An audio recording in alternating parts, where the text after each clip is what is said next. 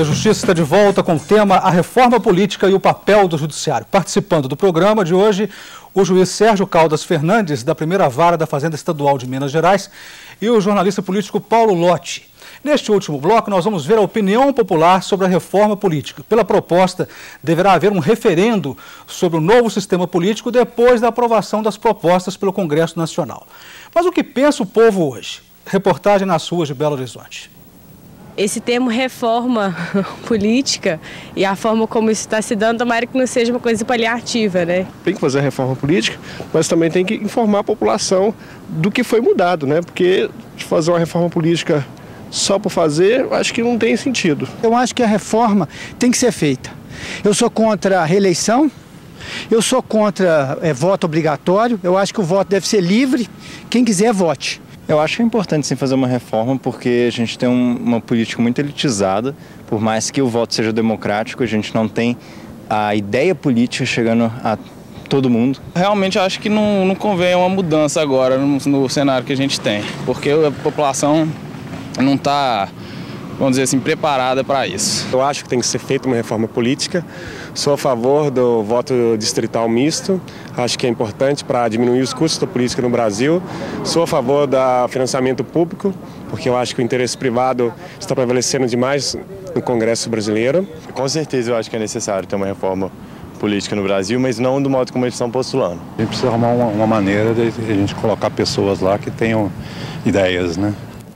Doutor Sérgio, o que o senhor achou da fala popular? É interessante, porque o que eu acho que seria muito importante é que a população participasse da construção da reforma e não depois fosse chamada para falar a respeito, se ia concordar ou não. Então o senhor defende o plebiscito e não o referendo?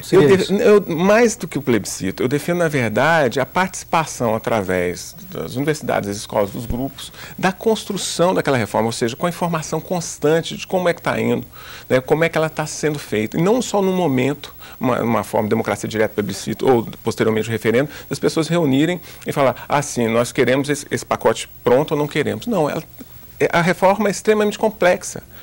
São vários pontos. Cada um desses pontos deveria ser discutido intensamente com a sociedade. Jornalista Paulo Lotti, a reforma está sendo feita a toque de caixa? Olha, a reforma para sair mesmo tem que ter uma grande mobilização popular para forçar os partidos e os congressistas a promover essa reforma.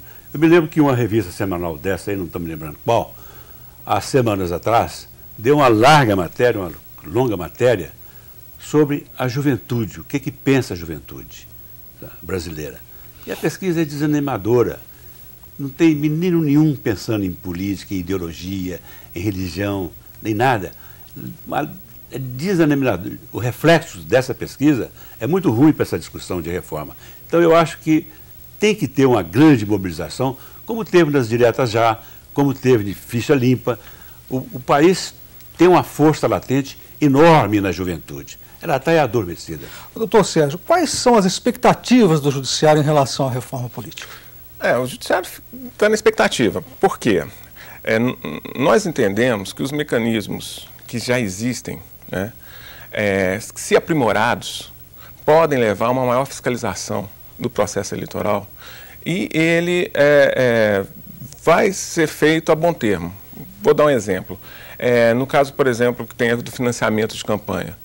Se tivesse um corpo permanente na Justiça Eleitoral de peritos, né, se o financiamento fosse feito, se você fizesse a fiscalização online, informatizado, com transparência, isso talvez desse muito mais efeito do que alguns itens da reforma que vão levar um custo muito maior, né? Jornalista Paulo Lotti, na fala popular, teve um entrevistado que disse o seguinte: tem que acabar com a reeleição. Aí está acabando, final da reeleição. Mas manteve o voto obrigatório.